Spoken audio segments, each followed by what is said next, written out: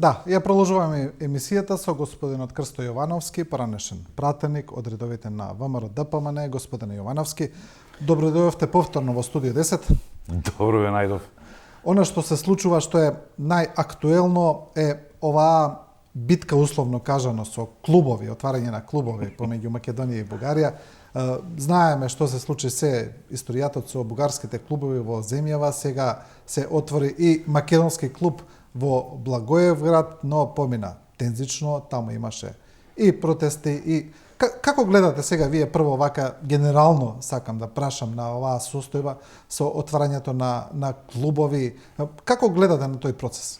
Не знам, според мене тоа е некоја многумина, можеби и ќе се најдат затечени од овој одговор. Мислам дека тоа е нешто кое не води кон нешто кој знае колку добро. Мислам дека тоа е некоја тивка војна помеѓу бугарите и помеѓу македонците во однос на она кој повеќе ќе дојде до некаква си пропаганда на овој или на оној начин. Сега, ако зборуваме со еден друг речник, уште би требало лига да се формира сега и тие клубови да почнат да играат меѓу себе и да се надпреваруваат, па да купуваат утакмици и така натаму. Па кој ќе победи? Па кој ќе победи? Но тука има една друга работа, од изутрина го читав, тоа веќе клубот во Благоевград е укинат легитимноста. Според судот, да. Според судот. Сега тука се поставува едно прашање, сега. Тоа било пред 3 години е поднесена таа иницијатива за укинување, затоа што сопственикот или човекот кој бил не бил легитимен и така натаму, како пишува судот, и таа одлука ја донеле сега во втората половина на овој месец. И сега се прашувам, дали нашите политичари не знаеја за оваа одлука, па отидоа да го отворат таму, или знаеја? И покрај таа. Сега таму пишува, целите и задачите на тој клуб се против бугарскиот устав, против интересите на бугарскиот устав. И тоа е едно од факторите. А градоначалникот на Благоевград па вели, ама тоа е канцеларија таму, тие што ќе се барат у канцеларија ќе седат и ќе разговараат за нешто, вели. Културен клуб треба многу поширок простор, треба, не знам, и така натаму за дејствување. Значи, ако тие со нивниот однос, односно оваа судска пресуда, која се базира нели на нерегистрираност како што треба, а тие и нели не ги регистрираа колку знаеме тие клубови. Тоа е плюс. И ако позади стои дека нивните цели и задачи на тој клуб, поготово или на секој македонски е против бугарскиот устав, тоа значи дека таму повеќе нема да се отворат клубови. Не знам како ќе помине клубот кој го најавува премиерот кој треба да се отвори нели сега следниот месец или како рече, не знам. Но тука сега се поставува прашање, ако тие клубови таму ги затвораат од позиција за кои се косат нели со бугарскиот устав, што да правиме со овие нивниве овде кај нас не е сега? Нели се тие директно против нашиот устав? Нели се тие директно против македонскиот устав нели во нашата држава? Имајќи во предвид сите оние обвинувања или јавно соопштени работи од европскиот пратеник Џамбаски, како тој гледа на оваа ситуација целосно и така натаму. Не признаваат нити како народ, нити јазик, историја, култура, се ни зимаат. И тука ќе дојдеме до тоа една анекдота, како јас би ги детерминирал тие луѓе. Не знам дали се сеќавате, Васко Ефтов, мислам дека имаше едно интервју со некој човек од Бугарија и во еден момент тој човек сакаше менталитетот бугарски да го дефинира. Ќе ве потсетам на таа една анекдота кратка. Што значи да бидеш бугарин, односно тој ги викаше дури и шопе, нели? Иако има и кај нас една таква квалификација за луѓето кои живеат во источниот дел таму од Киберово и така натаму. Со такво име, некако, кое се нели карактеризира за тие луѓе, но како и да е, тој вели отишол еден бугарин или еден шоп во зоолошка градина, ама не во Бугарија, во странство негде. И таму гледал животни, одеднаш гледа една жирафа, нели огромна. Гледа и се чуди, вика, не бе, ова не е можно, вакво животно не може да постои. Се пазете сега, што е тука анекдотата. Ем го гледа пред него, ем го гледа живо е, јаде треба високо и вика не постои. Тоа значи дека ги гледа македонците овде, бугарите, постојат, имаат различни јазици прво, имаат различна историја, различна култура, посебност и така натаму, тој ги гледа дека се вели, ги нема, не постојат. Да. Значи, од прилика Имам две прашања во однос на клубовите. Првото е вие самиот го начнавме. Значи, односот на Бугарија кон македонската заедница која живее таму е јасен. Ти имаат веќе 17 пресуди на Европскиот суд за човекови права кои не ги спроведуваат. Точно така. За тоа, за забраната на регистрација на тие здруженија, тука е јасна состојбата, регистрирана е, значи таа веќе и институционално е канализирана. Тие се под заселен мониторинг на Советот на Европа поради таа состојба и сега со оваа забрана на овој клуб која е воведена од судот, веројатно тоа ќе придонесе исто така да оди во негативен правец, но таа состојба е позната, не е ништо нова, сакам да кажам. Так. И ова што вие го кажавте, интересно е за македонските политичари. Таму значи отидоа председателот на ВМРО ДПМН Христијан Мицковски, отиде председателот на Левица Димитар Апасиев, отидоа и некои помали политички партии, но интересно е што представник прати и председателот Пендаровски. Не знаеме кои беа мотивите, бидејќи прво кажа нема да оди, не е поканет, па потоа го прати Миле Бошњаковски, а владата сепак остана на ставот да не праќа представник, цело време велеа дека се на некој начин сомнителни мотивите на оние кои ги финансираат тие клубови, дека биле антиевропски, И дека антинато и имале така седмица на владан и така натаму. И така натаму. Сега јас еве повторно што вие го начнавте како прашање, јас би ве прашал дали овие наши политичари кои отидоа не знаеа за одлуката на судот или можеби знаеа, па еве и председателот Пендаровски, можеби знаеа, но сепак отидоа таму да си на некој начин да добијат некој рейтинг. Па сега затоа и се прашувам. Јас јавно, прашувајќи се себе си, ја прашувам целата јавност, односно би требало луѓето да излезат во јавност и да го соопштат тоа, дали го знаеле или не го знаеле. Јас според времето во кое живееме, според средствата за информирање, според технологијата која ја имаме сега во моментот со која располага светот и така натаму, а и ние тука, не верувам дека не знаеле дека тоа се случува. Не верувам дека тоа е туку така. Него желбата или не знам, да се отвори тој клуб, а после тоа да се дебатира, па да се бараат исто сега закачки во тој контекст. Еве бугарите што ни прават и покрај 17 нели донесени одлуки од Европскиот суд за човекови права, еве се уште продолжуваат ова да го прават и така натаму и така натаму и така натаму. Но мислам дека тоа е некоја војна која нас нема да ни донесе ништо добро како држава, од една страна, од друга страна на бугарите па воопшто нема да им донесе. Ќе ме прашате зошто? Затоа што бугарите ова што го прават во однос на нас, на македонците или на македонската држава, на македонскиот јазик, тука не спаѓаат нели албанците и другите етнички заедници, само македонците се во прашање, кои се пак од друга страна конститутивен народ нели во оваа држава, и са без тој конститутивен народ оваа држава не е на македонците, на некој не знам кој. Тука е главниот проблем според мене, но ајде да не зборуваме малку поинаку да отидеме. Има официјални документи од Бугарија од 56-та година и од 76-та имаат попис направен. Од тој попис, во едниот мислам дека се 3 милиони и 300 македонци, од другиот се 3 милиони или така нешто. Па чекај малку сега, од 76-та до сега има 24 и 22, 46 години, така ли? До сега. За 46 години тие 3 милиони македонци што биле изјаснети се претворија во колку сега? Кај се? Мислам, тие го оспоруваат и постоењето на Никола Вапцаров, па тому дојде еден негов наследник, внук, што му бил, па вели тој бил бугарин. Чекај малку сега. Еве да речеме дека бил бугарин Никола Јонков Вапцаров, така? Дека се изјаснил. Дека се изјаснил. Еве да речеме дека е точно, иако е македонец, но како и да е, еве јас тврдам така, тие тврдат обратно. Но нели го ја кажавме анегдотата пред малку што е ситуацијата. Но ај се вака да зборуваме. 42 година е убиен Никола Јоков Вапцаров, односно осуден, нели март месец фатен, осуден и убиен, нели стрелан. Зошто? Затоа што бил комунист, така? Да.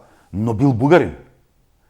Значи дека таа држава која дојде во Македонија да биде администраторска, не била фашистичка. Така? Зошто го уби овој кој е комунист? Против кого се бореше фашизмот најмногу? Против комунистите. Ај тоа едното, ај тоа против комунистите ќе речеш идеолошка борба. Ама против бугаринот сам го утепа. Нели бугарин беше? И тоа не е само случајот со него, и со Коле Неделковски, и со многу други, да не ги зборувам, да не ги спомнем овде.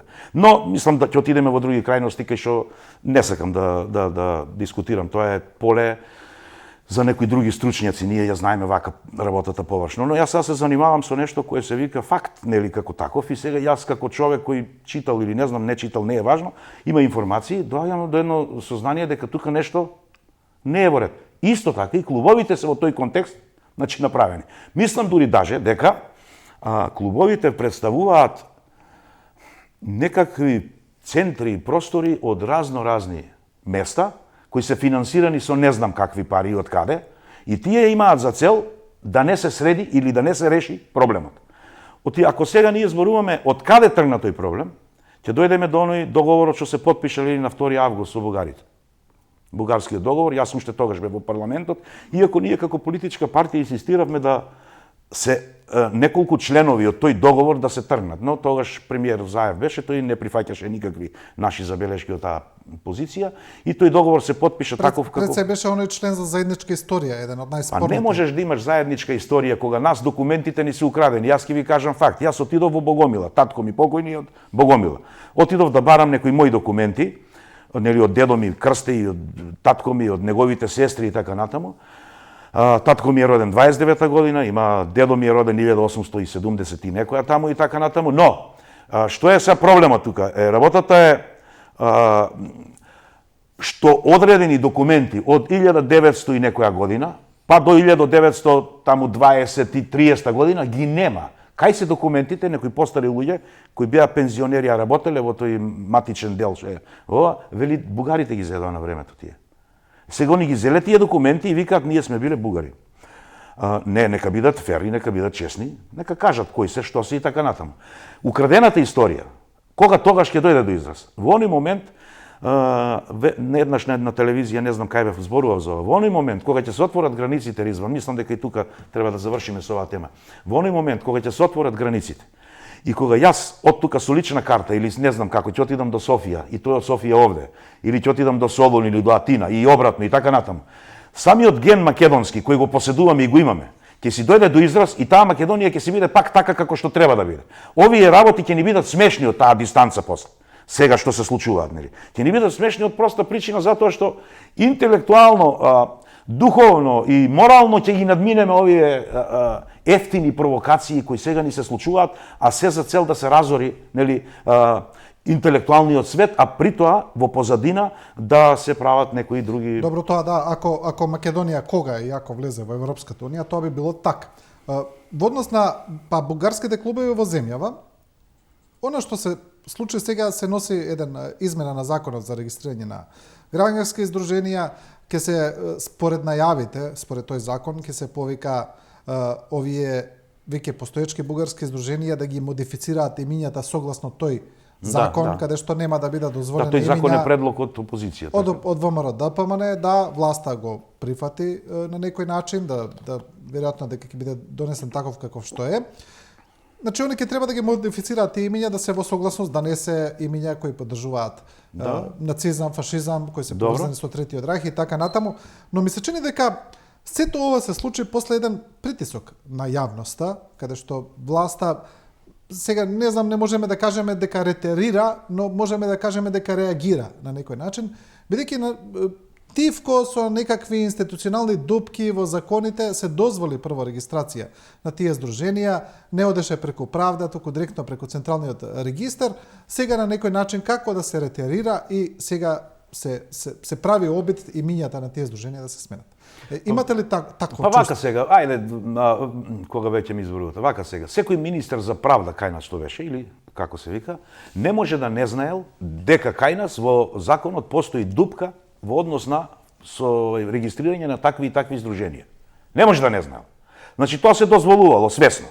Од едната страна. Од друга страна, ова што ни се случува во контекст на ова сега што викаш власта ретерира или не. Па, договорот што го потпиша Заев со Бојко Борисов тогаш, мислам дека тој не можеше да го испорача. Се случија во меѓувреме некои други работи, затоа се случи промена негова. Со надеж дека ова ќе се заврши вака. Имајќи во предвид дека ќе се случи овој притисок од јавноста за кој сега ти зборуваш. Мислам дека овој премиер сега Ковачевски не може да се носи со тоа. И са тука стануваат чудни состојбе, почнува опозицијата да биде дел од овој проблем, сакајќи или не ќејќи е внесена внатре, Сега тие пак опозицијата си прават своји математики ако има избори во однос на патриотизмот кој го шират во тој контекст, нели као заштита за македонците и така натаму, па ќе добијат малку повеќе гласови од граѓаните, од избирачите. И сега тоа кога ќе го собереш едно на друго, станува ова за кое сега зборуваш, значи ние ќе ретерираме, вие ќе донесете предлог, ние ќе го изгласаме. Ма не може претходно да не знаевте дека тоа се случува.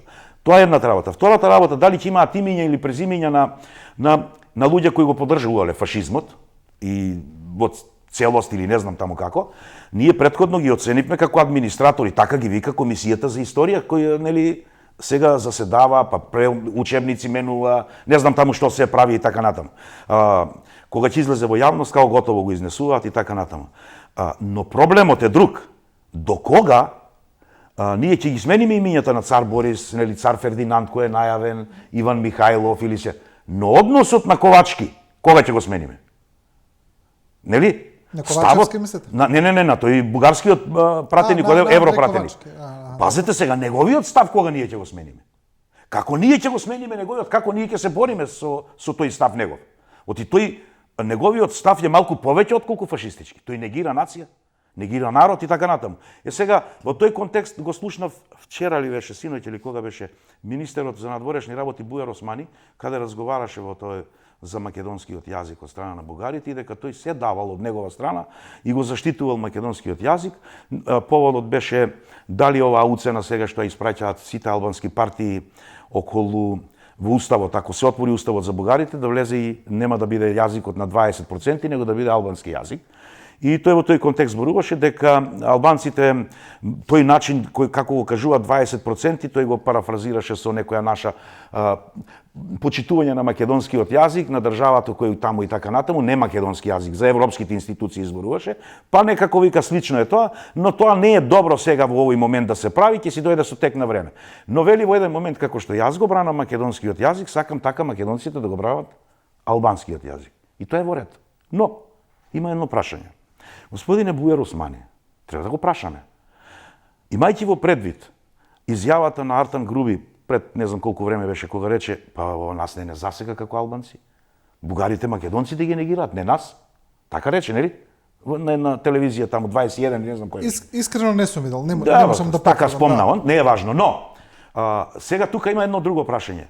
Господине Бујар Османи, супер е ова што го кажувате, одлично е, но да ве прашам, ако бугарите ја негираат нацијата македонска, културата, историјата, јазикот, вие сте министер за надворешни на таа нели држава. Зашто не им кажете на бугарите? Се додека вака се однесувате спрема македонците, ние, како етничка заедница, внатре, 25%, 20, 30, колку и да се, нема да подпишеме ни еден договор со вас, ако вака се однесувате и ги негирате нив. Тогаш ќе ги прифатам како вистински пријатели, оти ние заедничка држава нели треба да правиме овде. Не можеме сега ние да им дозволиме на бугарите да го негираат македонскиот идентитет, јазик, култура, историја и така натаму, а при тоа да викаме дека супер ќе биде ако се отвори уставот и ако ни влезат во уставот и така натаму и така натаму. Значи, мораме да имаме единство, ако сака да имаме ние реципроцитет некаков, во тој контекст да се браниме нели што е албански јазик, што е македонски јазик, што е не знам јазици на другите етнички заедници и така натаму, мораме да имаме почит едни спрема други. Не можеме еднострано или со политички средства, кај што не им одговара, да ги браниме нашите ставови и така натаму. Интересно е, господине Јовановски, ова што го зборувате за отварање на уставот. Интересни се пораките кои доаѓаат во последно време. Една е од претседателката на Европската комисија Урсула фон дер Лајен за време на посетата на Скопје. Таа нешто рече отприлика, еве парафразирам, сигурна сум дека ќе има мнозинство кога ќе дојде време да се гласа за уставните измени, за ставањето на бугарите во уставот, за тоа зборуваме сега. Интересни се сега и изјавите кои дојдоа па и од Бујар Османи и претходно од Артан Груби и некако се прилично уверени, велат сигурни сме дека пратениците на ВМРО ДПМН ќе гласаат, ќе ги поддржат и дека единствено против ќе бидат пратениците на левица. Дали тие имаат некакви информации што ние ги немаме, не знаеме, но сепак ги даваат јавно овие изјави, а од друга страна дојде на некој начин ставот на лидерот на ВМРО ДПМН господинот Христијан Мицкоски, кој прилично ретерираше во својот став, од правично тврдиот став. Така. Всушност тој имаше неколку измени. Првиот став беше немаме ништо против бугарите да влезат во уставот, па потоа Уште од средбата со Бојко Борисов, памтите средбата? И тоа јавно искажан став. Па после беше ставот нема да дозволиме, па после беше ставот доколку некој од мојата партија гласа, јас ќе ја прекинам политичката кариера. Собирање на потписи за референдум. И тоа го имавме во меѓувреме, сето тоа е дел од тој еден тврд став кој се зацврсти до крај, за на крај да каже па добро, може да се разговара за тоа прашање доколку добиеме гаранција од Европската унија дека ќе нема ново вето. Ви личи ли вас како да се подготува некаков терен и ВМРО ДПМН да влезе во тој процес? Па сега самиот си одговоривте на прашањето. Мислам дека таа информација која тој ја каже, ако имам гаранција, ќе се случи. Инаку јас вака лаички размислувајќи сум ви кажал нели дека јас сум некаков си приучен политичар, но во слободен термин, слободно време гледам доста работи, следам доста ситуации што се случуваат. Уште во почетокот кажав дека меѓу наш некои пријатели, така дека мислам дека без разлика ова што се случува во ВМРО ДПМН ќе гласаат сите за оваа работа. Имајќи во предвид, па од друга страна по позадината што се случува, кој колку кривични пријави има, зошто има, како има, тоа се па други некои елементи. Но самата изјава на председателот Мицковски дека ако бара, односно бара гаранции некакви кои ќе му бидат сигурно одобрени или кажани, ќе бидат причина тие да излезат и да го гласаат нели ова промената на уставот. Односно бугарите да влезат како нели етнички народ овде и така натаму и така натаму. Конститутивен, како се вика, во државата. Но, тоа ќе се случи, може би напролет, како што всушност се случи и она промената нели, на уставот. Прво ќе се гласа да се отвори уставот, колку таму требат 80, па после ќе се гласа нели за да почне да таму 60 и колку треба 61 и после за самите промени во уставот па треба 80 луѓе да гласаат. Значи има 3, како што беше со Преспанскиот договор. Прво во октомври се отвори, па во февруари се гласаше, знаете? Така се и исто ќе биде. Мислам дека тука нема дилема, но до тогаш ќе се занимаваме ние со некакви клубови, ќе се занимаваме со некоја криза економска, ќе се занимаваме со тоа што владата нас ни помага многу на граѓаните, сете се труди струја да има, дури и храна да има, ќе останеме гладни ние, дури не знам што се треба да има, владата се грижи, само за се грижи, само за екзистенција на луѓето не се грижи.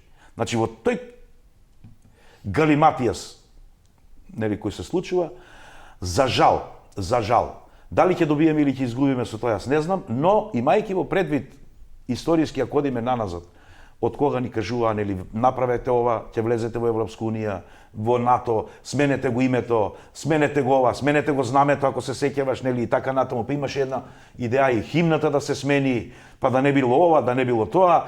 Значи, се да се смени и се ќе влеземе и се влегуваме ние, се влегуваме. Еве, сега и бугарите, така нели кажувано, но вика, кој ќе го направи тоа, во Европа секако влегуваат, оти пак, од друга страна имаме скрининг процес веќе, кој е почнат, а сега сето тоа е добро, но прекрасната Урсула фон дер Лајен нас не нарече Северно Македонци.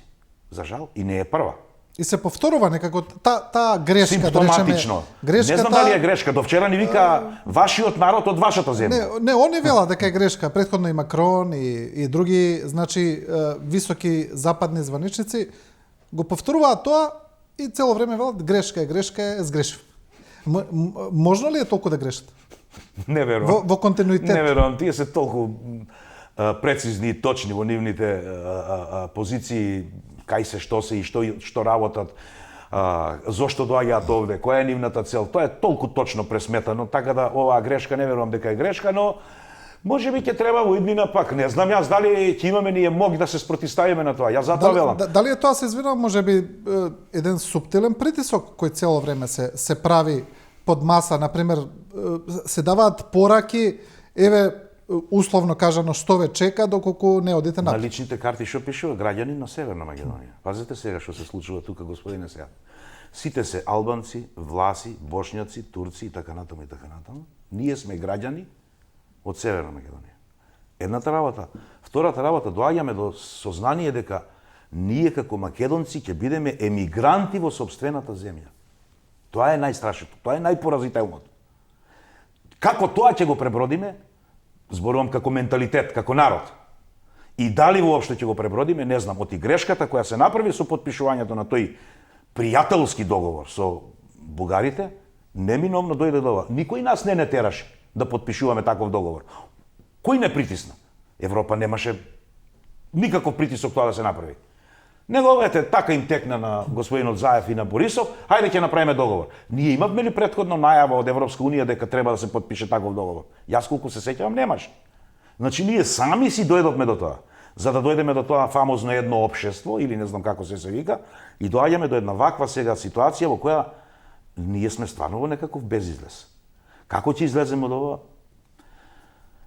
Не знам. Добро, постои ли, еве, да се вратиме на ова за бугарите во Уставот според вас, доколку сепак дојде до тоа, како и да дојде, еве, вие предпоставувате дека има некаков и притисок кон ВМРО-ДПМН да пристапи кон тој процес. Има секако. Доколку и се случи, еве, на крај тоа, доколку влезат бугарите во Уставот како дел од оние, нели, останати народи, така. и треба да појасниме, ќе влезат и хрватите и црногорците плюс, сите. Кои исто така бараат да влезат, бидејќи македонците се влезени во нивните устави, но во бугарскиот случај немаме реципроцитет, тоа е јасно.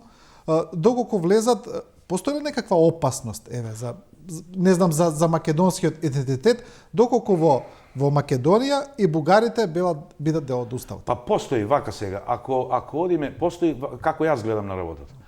Тие сега колку се толку се токму се, нели, ако одиме по таа логика, ќе дојде ред. 2-3 се изјасни на потпис. Не се, тие се изјасниле, но кога ќе видат некакви благосостојби кои ќе им бидат понудени после, ќе имат повеќе ќе бидат.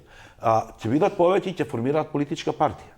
Ќе бараат школа на бугарски, ќе бараат културни друштва на бугарски, ќе негуваат бугарски фолклор и така натаму и така натаму. Тоа си оди едно со друго. Ќе бараат пари од Министерството за култура за развој на нивната култура која има таква каква е, нели, нивна е и така натаму. Значи тоа е ланец од барање, после ќе се случат. А за возврат ние таму тоа не можеме да го бараме кај нив. Иако од 76-та година имаме 3 милиони македонци таму. Значи ние тоа не можеме да го бараме. Тоа е најголемиот парадокс што ќе се случува после, нели, од како ќе влезат тие бугари. Ете, можеби господинот Мицковски таква гаранција бара, но тоа не може да го добие бидејќи тоа е нормално и право на секого. Сега да ви кажеме на работа многу одамна, еден наш поранешен политичар, доста моќен, го слушав во една ситуација неврзан, не јавно, вака со некое друштво, тој велеше вака: сега знаете ли што треба ние да направиме?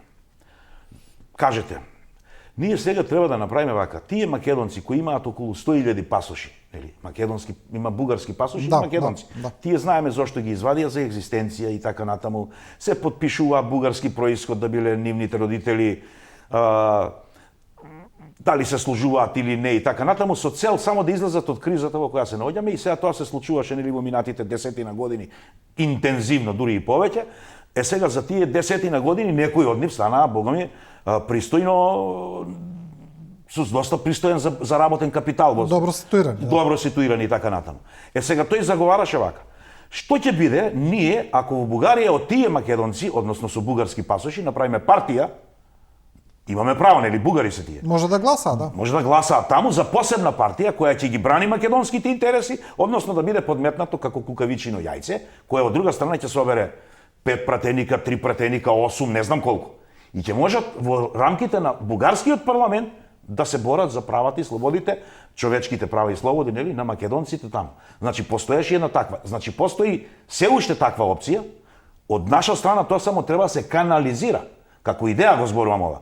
Тоа беше зачнато уште така поодамна од еден наш политичар кој на една средба така јас бев присутен, па тоа беше негова идеја која вреди добро, доста добро да се размисли и да се каже за таа идеја. Така да постојат разни ситуации. Но бидејќи организацијата не е наша посилна страна, може ќе видиме, да, ќе дојде до тоа, да. Ние се занимаваме со други работи. Кажете ми во поглед на ова што се случува во вашата матична партија, интересни случувања. Сега повторно имаме фракција, се јави господинот Оливер Андонов, кој беше и министер за внатрешни работи еден ден во партијата, имаше и други партиски функции, сега тој се јави како фракција на председателот на ВМРО-ДПМН Христијан Мицковски. Прво, еве, најдиректно да ве прашам, дали сте можеби вие дел од таа фракција? Дали вие учествувате? И што мислите сега за овие константни превирања во опозицијата? Јас сум толку изолиран од партијата што дури не знам зошто, но како и да е. Не ми е многу тешко што е тоа така. Не знам што се случува. Верувајте ми, ја со Оливер Андоновски се знам така како човек, како со партиец и така натаму. Но, ете, тој решил да прави такво нешто, ова што го прави. Прво почна со тие колумните негови, незадоволен од многу нешта кои се случуваат во партијата. Сега дали действува самостојно, дали има позадина некоја која никој не ја знае, која пак го турка од друга страна и му прави простор некаков пак, кој па ќе треба временски да потрае малку додека да нели собере некакви приврзаници или некакви луѓе кои му веруваат или нешто кое се вика ајде во наводници војска, со која он ќе може после да раководи за да може нели максимално да делува онака како што тој замислил да делува, еве да речеме нели како вели демократски. Значи да дојдеме до тоа. Имајќи во предвид на пример изборот во ВМРО за председател, знаете како е нели делегати се бираат, делегатите ги бира председателот на самата партија по разни комитети и така натаму. Тие делегати колку се наброј околу 500 на конгрес гласаат дали ќе биде тој председател, тој или тој. Ако има еден председател, не знам дали е тоа легитимно, но треба да има стално по двајца, тројца за да се одредат нели за еден. И така натаму. Сега ако председателот сам ги бира тие делегати, тогаш може да претпоставите кого ќе го избера тие. Тоа е едната работа. Втора работа, каде е исто еден парадокс. Ако ние како политички партии одиме на избори и бараме глас од секој граѓанин на оваа држава, за да можеме да формираме власт, и тоа е легитимно, така, демократија. Зошто истото не го направиме во партиите? Ако ВМРО ДПМН има да речеме 200.000 гласови, нека има 200.000 луѓе што ќе гласаат. Сигурно сите нема да дојдат, ама 100 ќе дојдат или 150. Тогаш ќе се избере председател. Зошто не се почитува волјата на сите членови на политичката партија, се почитува волјата само на избрани делегати од нели самиот председател. Зборувате за на некој начин демократизација на партијата, имено, за тоа зборувам. Па системот. тоа мислам дека тоа е најважното ако сакаме ние. Ако ние се бориме и напаѓаме позиција која на пример не била демократска или не било, прво мораме нашите редови да ги чистиме да бидеме ние демократи внатре во самата партија. А после ќе го бараме тоа и таму. И сега како јас да верувам дека кога некој ќе дојде после на власт, овие работи нема да почне да си ги продолжи, да си ги практикува и на позиција од држава. Така, премиер или не знам слично.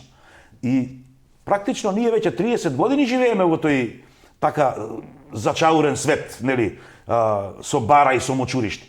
И сега одредени политичари у меѓувреме станаа толку мокни, нели како што е претходниот пат кај тебе ја завршив емисијата, станаа толку мокни што нели како мафија ја грабна оваа држава, а ние сите станавме модерни робови. Без разлика што зборуваме позитивно, негативно, еве вакви емисии се прават.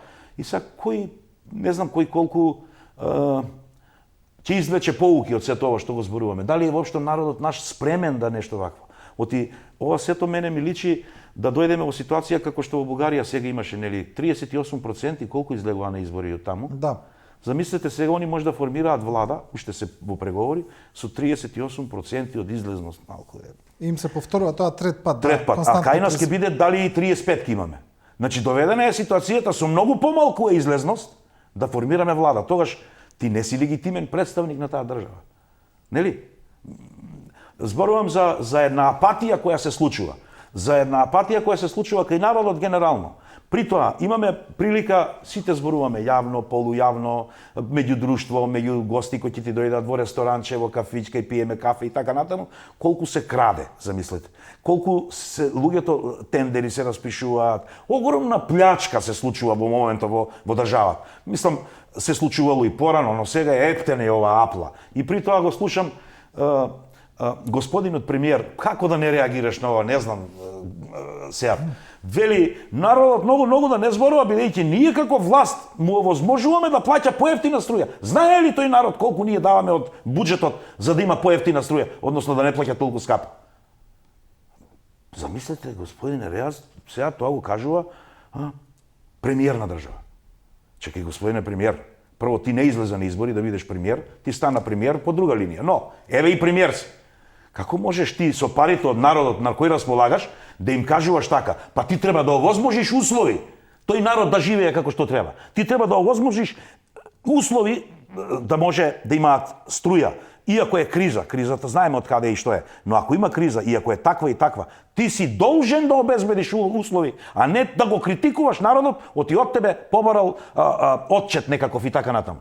Значи, и вели премиерот, обезбедивме храна, не се скирете, не се немој да се грижите. А од друга страна, ни еден од тие, замислете, јас ќе ви кажам, сите тие корумпирани политичари во изминативе 30 години, што се нафатираа со многу пари, мора да постои овде механизам во наредниот период, која власт ќе дојде, да се раштици со тоа и сите тие пари да влезат во државата. Ние како македонци, од милион и пол, колку сме овде, со сите други етнички заедници, нели, албанци, тулци, власи, хрвати, срби, бошњаци и така натаму, ќе живееме како, да не речем, бубрек во лој. Тоа се огромни пари кои мора да дојдат назад. Знаете што, господин Јовановски, кога еве ова нека биде и последно прашање, кога зборуваме за корупција, некако ми се чини дека граѓаните ја доживуваат прилично апстрактно. Да. Некако корупција, тоа нешто, некој процес, па сите нешто цело зборуваат и цело време нешто они тоа дебатираат за тоа, но не го гледаат толку веројатно страшно, толку опипливо. Мислам дека не разбираат луѓето колку тоа им влијае на секојдневниот живот, дека им го обликува животот на некој начин таа корупција. Па немаат време.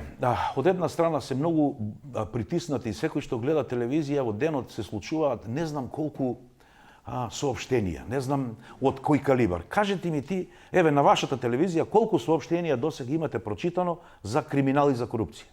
Безброј. Да. Кажете ми еден случај кој е процесуиран на суд преку јавното обвинителство, прво најдени докази од Комисијата за корупција, нели? Донесени докази и јавното обвинителство да постапи понап и да се сето тоа среди судски, и ако тој човек или тој политичар или тој не знам бизнисмен или не знам како со помош на некаква политика на некој министер или не знам како, нели како да тие работи со тендери, се стекнал со бесправно сума огромна на пари, и слушаме за станува збор за милиони евра, не станува за милиони денари, за милиони евра станува збор. А ние се задолжуваме, сега едва и молевме 80 милиона евра да ни даде господјата фон дер Лајен, нели, ги одобри таму и така натаму, за после пак ќе бараме уште плюс од таа другата транша што ќе биде од тие 500 милиони долари од Европа. Но, замислете сега, ни еден процесуиран случај немате. Ни еден до сега. Еве, ајде одиме. Колку соопштенија имаше за работењето на претходниот градоначелник на Скопје? Има некои случаи кои одат, врват, ги гледаме. Колку соопштенија имаше за Гази Баба, не знам за Бутел, не знам за каде, за Ѓорче Петров. Кај се бе тие? Еве сега и во последните преверувања во град Скопје тешки обвинувања се кажа. Огромни. Мислам од двете страни сега. Која канцеларија добила, која не знам адвокатски услуги, не знам што. Ние имаме и во парламентот таму некои кои претходно исто има едни такви адвокатски услуги, додека нели не победи, ајде да не речам ВМРО, односно со Данела, нели со поддршка на ВМРО и така натаму, па се сменија некои работи. Исто и тогаш имаше таму некои такви коруптивни елементи, но сето тоа се заташка. Знаеш, зошто тоа се прави? Затоа народот, ме прашате за народот, нели? Затоа народот нема време веќе, нема доверба. Доведен е до зидот, како вика Кочо Рацин, ниско подпритиснати сме. Да. Доведен е до зидот, нема кај да оди, едвај се бори за екзистенција. Се пред малку, нели рековте, испомнавме, кој има кредити, кој има некои проблеми. Нормално дека и јас имам кредити, не само јас, имаат многу. Но, пази, едва крпиш за да излезеш на, зборувам за грото од луѓето. А додека е така, некој се луксузира, бил ваму, некој бил таму, некој, пази, мудрости ми кажуваат.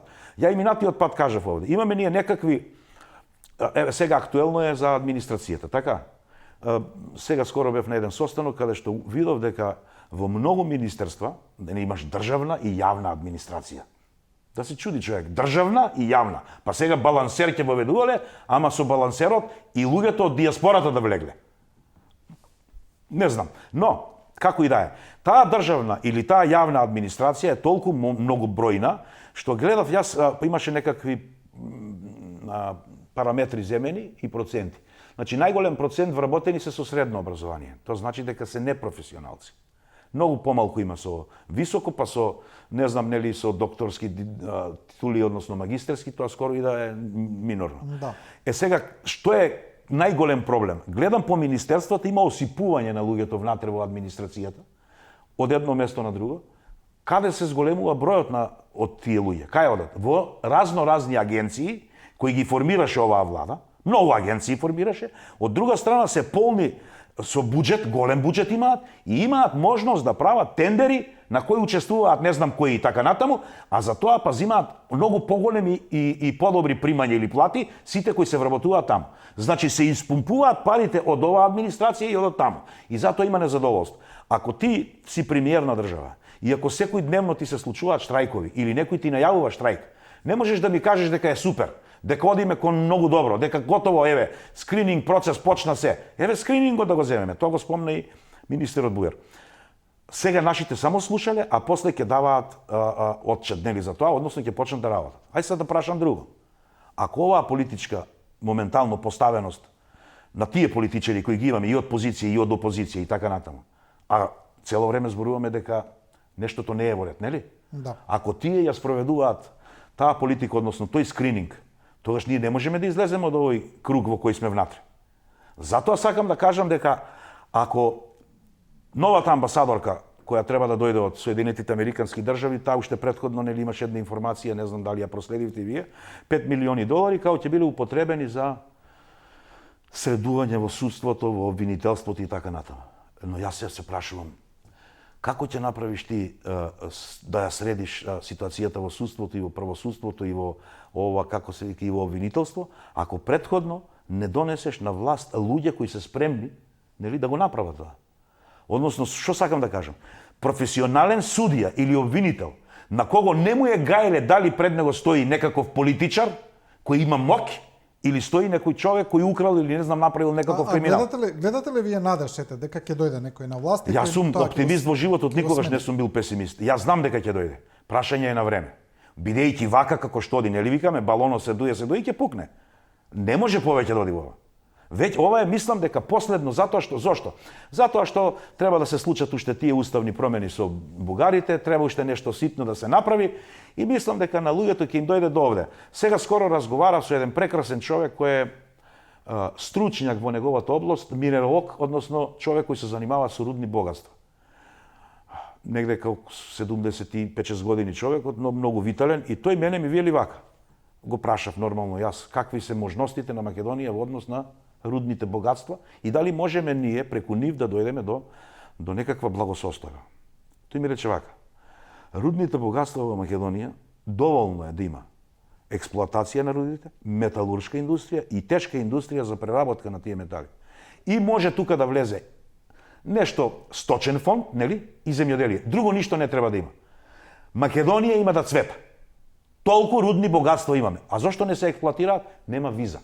Значи нема дадено дозвола од негде да почне тоа да се прави.